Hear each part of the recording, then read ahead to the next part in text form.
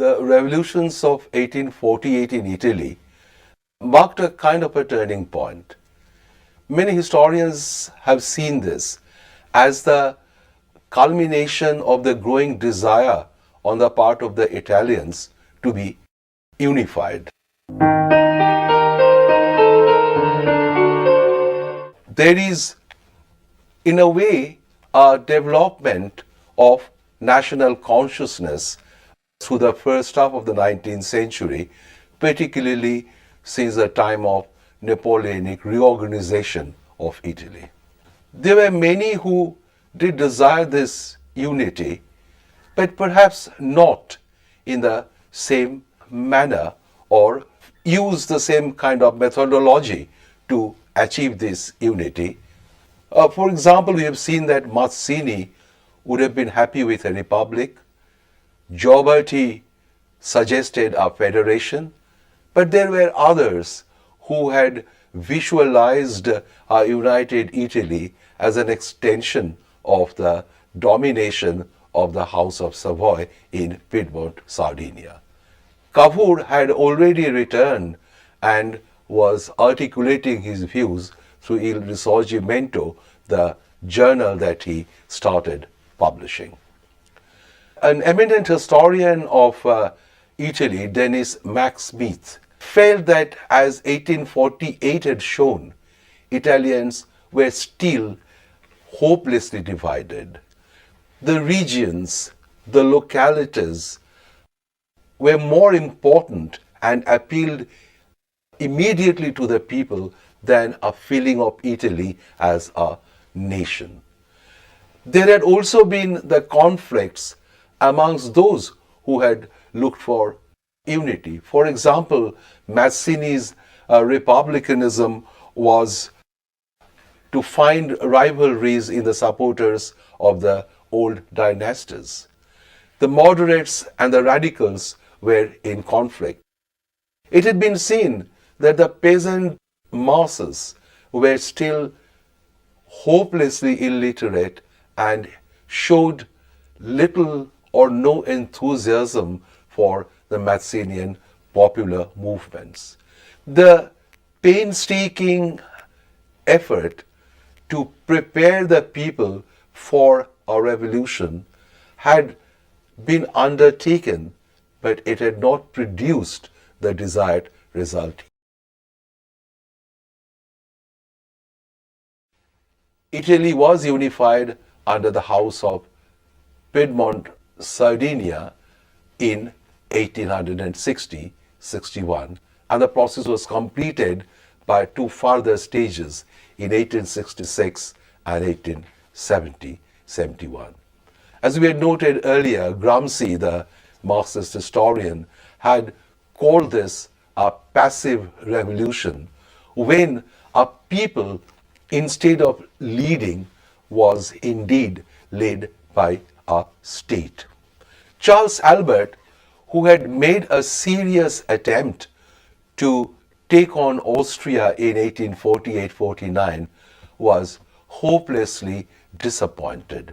He abdicated in favor of his son Victor Emmanuel II and went to Portugal on exile, where he later died.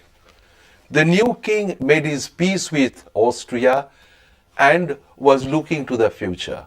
He was keen to strengthen Piedmont as a power and also to build up it as a modern state as far as possible, so that Piedmont would be in a position to take on Austria. He appointed first D'Azeglio till 1852 and then Cavour as his prime minister to undertake the process of developing Piedmont, making it powerful and making it ready to lead at least the extension of Piedmont-Sardinia over the Austrian occupied territories in the northern part of the country. At the same time, he never really lost the loyalty of Garibaldi. Garibaldi, the romantic and the disciple of Mazzini, believed passionately in Italian unity. Whereas Mazzini would have opted only for a republican Italy as independent and united, Garibaldi would accept unity if it came under a monarchical regime. Italy's man of destiny at this hour, it seemed, was Count Camillo Cavour. His influence during this period of the process of Italian unification was indeed very significant, and his success in many ways was brilliant. While Charles Albert had introduced certain liberal reforms after 1848, Cavour found an opportunity to articulate his views. He started the journal Il Risorgimento, and in this he wrote articles propagating his views about how to build up Piedmont and how to go about the task of driving Austria out and extend the influence of this state. After a failed attempt, he was successfully returned as a member of parliament from Turin and joined the Seglio's cabinet as a minister. He was a very important minister in the sense that he had marine, agriculture, commerce, and later for some time even the finance department under his charge. Disagreement with the Seglio obliged him to leave the ministry for a while, but he was not idle. He intrigued with the parliamentary groups and managed to combine his supporters, namely the moderate conservatives, with a centrist and even a small group of left-wing parties. This arrangement is known in Italian language as connubio, or simply marriage. This was a marriage of convenience, no doubt. With this, he was able to come back as D'Azeglio left the ministry and Cavour took over in 1852 as the Prime Minister of Piedmont-Sardinia. However, we need to underline this, that Cavour at the beginning had no idea of unifying the whole of Italy. It was the extension of Piedmont over the northern part, if possible over the central part, was what was visualized, but what was certainly the most important task was to drive Austria out of Italy.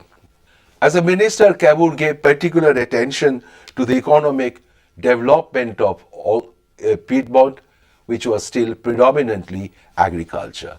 The development of agriculture was necessary to bring succor to the peasant masses who obviously had been significant. There was hardly any industry in Piedmont, indeed in the whole of Italy. It was Austrian-occupied Lombardy and Piedmont that had seen a very modest beginning of industrialization. Cavour introduced free trade, made tariff reforms, and encouraged commercial activities and also industrial activities. He also paid attention to what was crucial for integrating Italy as also for communications, for transportation. This was the beginning of the railway age in Italy, particularly in Piedmont. He was also very keen to build up a powerful army and navy, for he realized that the most significant task was to engage with Austria in a war.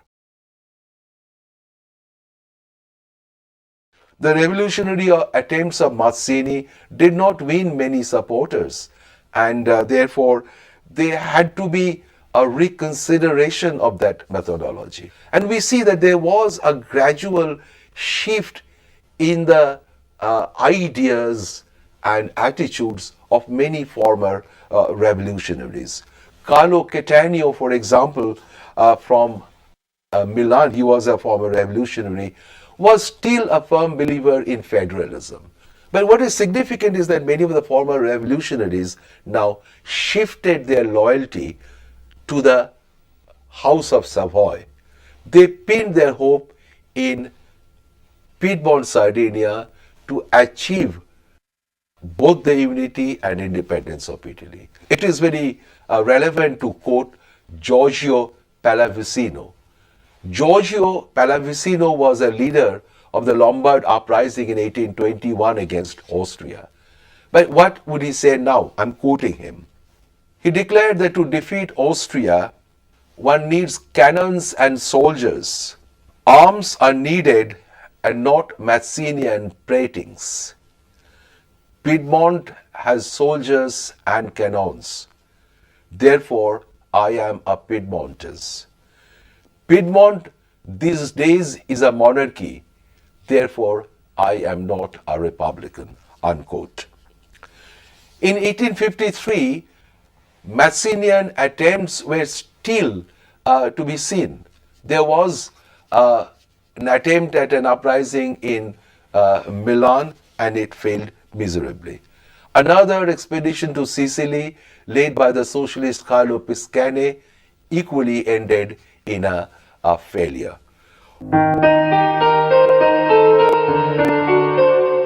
What became important is the creation of the National Society in 1857. It probably had the indirect patronage and encouragement of Cavour, but it was led by Pallavicino, but it was joined in by Daniel Manin, who led the Venetian Republic in 1848-49, the leader of the Sicilian movement in 1848-49, La Farina, and even Garibaldi, that inveterate disciple of Mazzini.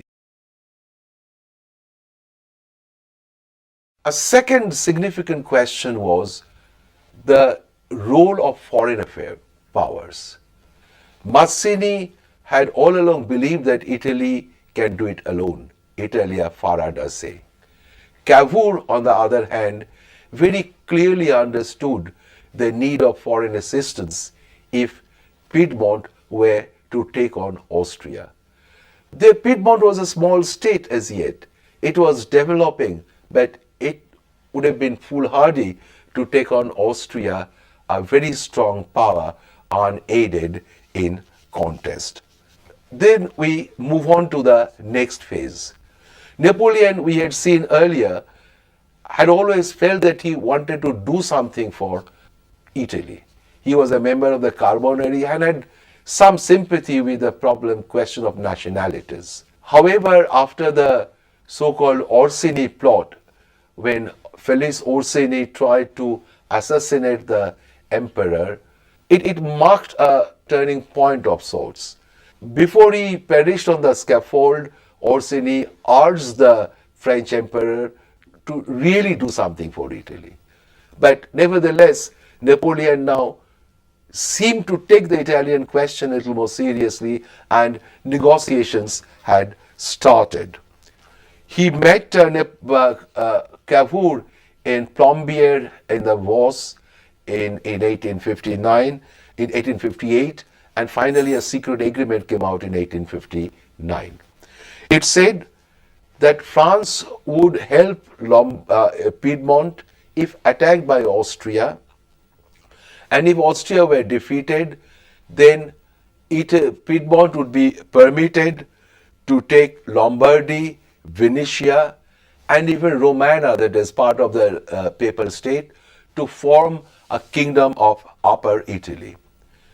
A separate kingdom of central Italy would comprise Tuscany, Parma, Modena, Umbria, and the Marches. And it would be set up under Napoleon's cousin, Prince Napoleon, who would also marry the younger daughter of Victor Emmanuel II, Clotilde. The isolation of Austria at the moment after the Crimean War was convenient. Cavour had earlier used the Crimean War to try and make the Italian question an international one. He was trying to create a public opinion in favor of what he believed was the Italian question. But while Austria's isolation was stark, there was a need for neutrality of both Russia and Britain. Russia could probably be expected to be neutral, and Britain, if somewhat wary of Napoleon's ambitions, was unlikely to intervene. Cavour followed what was known as a policy of defensive provocation. He was trying to provoke Austria into making the attack so that Napoleon could come in and support them. Austria did walk into this. There had been some international effort to defuse the situation, but nothing really happened. Napoleon's assistance was called for, and the French army moved in support of Piedmont. Indeed, in the war that followed, it was the French army which played the major role, and the Piedmontese army and the Italian volunteers played only a subsidiary role. Napoleon's army and the Piedmontese army succeeded in inflicting crushing defeat on the Austrians at the battles of Magenta and Solferino. The railway lines, as we have noted earlier, helped them during the period, and it seemed that Austria would leave Italy, and Cavour's expectation of extending Piedmontese domination would be achieved. Napoleon made a volte-face. He concluded with Austria the Peace of Villafranca in 1859. The context of the peace was twofold. On the one hand, there was a series of popular uprisings in central Italy, which were supported by liberal-minded nobles and the educated classes. They overthrew the old regimes in central Italy. On the other hand, there was a renewed anxiety about a possible intervention from other European powers. In Tuscany, the Grand Duke was forced to abdicate and a provisional government came up. The same thing happened in Parma and Modena. In Umbria and the Marches, the Pope was able to keep his feeble control over this, but any threat to the Pope would have alienated the Catholics on whose support Napoleon depended. So Napoleon had a problem now. In Italy, his abandonment of the cause through the signing of the Peace of Villafranca had been seen and condemned as a great betrayal of the Italian cause. And what was projected in the peace was that Piedmont would have Lombardy but not Venetia. The old rulers would return to Tuscany and the other Italian duchies. The Pope would retain his position as a temporal power, but Napoleon III, as a gesture, will not insist on taking Nice and Savoy, which had been promised by the Peace of Plombières. It seemed that Italy's quest for unity would once again run into a cul-de-sac or dark blind alley. Cavour resigned from his position as prime minister. The old rulers, however, could not return to the central Italy. The popular movement, and here I would like to underline the continuing influence of the Mazzinian method of agitation and popular insurrection. They did not return. The provisional governments continued, and indeed they now called for plebiscites. And these plebiscites were organized under the influence of the National Society and its members. They not only endorsed the overthrow of the existing rulers, but they voted in favor of merging with the Kingdom of Piedmont. Emmanuel took the initiative now. Cavour was obliged to return, and Napoleon, by a decree, took over these territories. Napoleon was also back. He agreed to the change of arrangement over northern and central Italy, but then he insisted on taking Nice and Savoy. Later, a parliament in Turin endorsed the whole project. The Kingdom of Upper Italy emerged in mid-1860 with Victor Emmanuel II as its first king and Cavour as its minister. With the creation of the Kingdom of Upper Italy, the limited goal that Cavour had indeed been achieved. Austria had been partially driven out, Lombardy had been recovered, Venetia, of course, still remained with Austria. The central Italian duchies and even a part of the papal dominions had opted to join the Kingdom of Upper Italy, and to a large extent Italy was united. Then came the last phase of the story of Italian unification, which was dramatic in its culmination. Garibaldi was against the cession of Nice and Savoy. He was a native of Nice. He planned a march into Nice to stop the plebiscite there. But Cavour persuaded him instead to march to Sicily. Garibaldi gathered what is known as his famous Brigade of 1,000 Red Shirts and sailed for the island of Sicily. As he said, Cavour also, if he did not discourage this, put 1,000 obstacles to our departure. Nevertheless, he succeeded in reaching Marsala in Sicily with his volunteers, confronted a Neapolitan army of about 25,000, and it is a heroic saga and a stunning victory that his ragged volunteers inflicted a defeat on the Neapolitan forces. Garibaldi no doubt was helped by the peasant grievances that already existed. The peasants had been in virtual revolt over the landlords who were supported by the Bourbon dynasty, the ruler of Naples and Sicily.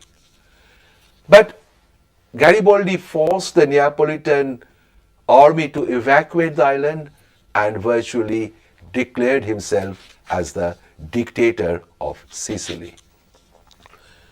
The Bourbon rulers of Naples were on the edge now, and they were trying to make a last-ditch effort by granting a constitution and introducing liberal reforms.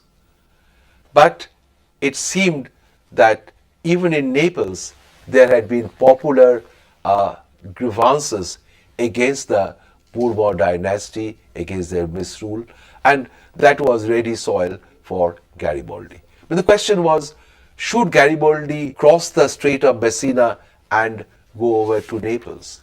Cavour was afraid that this might spoil what he had already achieved. Britain was wary of Garibaldi's activities in Naples might extend French influence in the Mediterranean, but France even wanted Britain to take a joint naval action against Garibaldi's crossing over. Britain refused. France was unwilling to take a unilateral decision, and Garibaldi, with little more than 3,000 volunteers and 2 steamers, did cross the Strait of Messina and arrived in Calabria in southern Naples. He was received enthusiastically by the people who had already been in a kind of rising against the Bourbon ruler of Naples. Garibaldi entrenched himself there. The Neapolitan forces and the king left Naples and moved farther north. Garibaldi marched towards Naples. He arrived in Naples and was very greatly and warmly received by the people, nearly 500,000 people living in that city. And it is here that the question of confrontation, question of conflict came. Cavour also now decided to act. He moved into the part of the Papal States which was still under the temporal control of the Pope, and ruthlessly dealt with the opposition there, and decided to march farther south. On 26th of October, finally, Garibaldi met Victor Emmanuel II, and he greeted him with these words, "I salute the first king of Italy." On 8th November, Garibaldi, who had been running the administration of Naples, formally handed over his possessions to the King of Italy, and he went to his humble home in the island of Caprera. This was indeed a magnificent gesture of self-abnegation. Thus, Italian unity was finally achieved. The Kingdom of Italy emerged in 1861 with Victor Emmanuel II as the king. In 1866, Venetia was added to this kingdom when Austria was defeated in the Austro-Prussian War. Austria, as per earlier terms, handed over Venetia to Napoleon for his neutrality, and Napoleon duly gave it to the Italians. In 1870, after the Franco-Prussian War, the French garrison was withdrawn from Rome, and Rome was now declared the capital of the new Kingdom of Italy. And indeed, the Pope's temporal authority was confined to the Vatican and a very small area. This is how then Italy was unified.